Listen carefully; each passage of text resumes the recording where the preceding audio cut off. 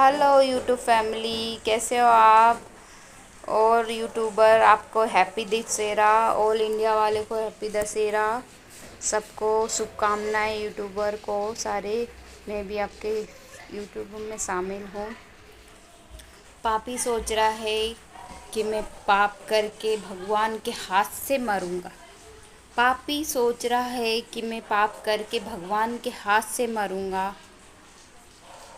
अगर वो पापी ऐसा सोचने लगे कि मैं भगवान के हाथ से मरूंगा, तो सारे ही पापी बन जाते। ऑल इंडिया में सारे ही पापी बन जाते सब। तो फिर सत्य क्या रह जाता, ये सत्य क्या रह जाता इस दुनिया में। अगर सब ऐसे रहते तो वो तो सब फिर भगवान के हाथ से मरते।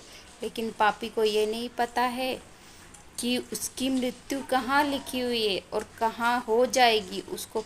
वो पिछले जन्म के कर्म इस जन्म में भोग रहा है, लेकिन उसको नहीं पता है कि कब क्या हो जाएगा, किसके साथ क्या हो जाएगा, उसको नहीं पता है। तो इसीलिए है कि जो सच बोल रहा है तो उसकी भक्ति में ही शक्ति है। मैं इतना मानती हूँ माँ कि उसकी भक्ति में ही शक्ति है। वो पाप का तो नाश कहाँ हो जाएगा पता भी नहीं। पाप का नाश कहाँ हो जाएगा पता भी नहीं।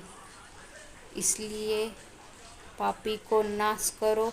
और हाँ, दुनिया सोचती है कि रावण और ये महिषासुर और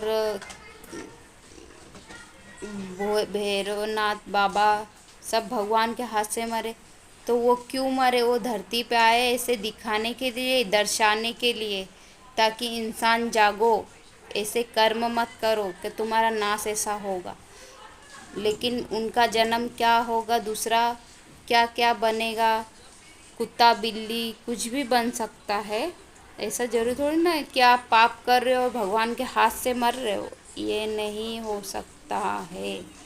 आपकी मृत्यु कहाँ लिखी है और कहाँ हो जाएगी, कब कब हो जाएगी, ये भगवान को ही पता है। ये सिर्फ भगवान को ही पता है।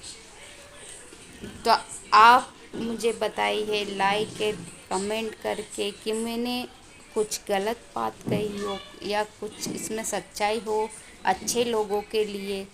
तो आप मुझे लाइक एंड कमेंट करिए और सब्सक्राइब करिए मेरे चैनल को। जय श्री राम।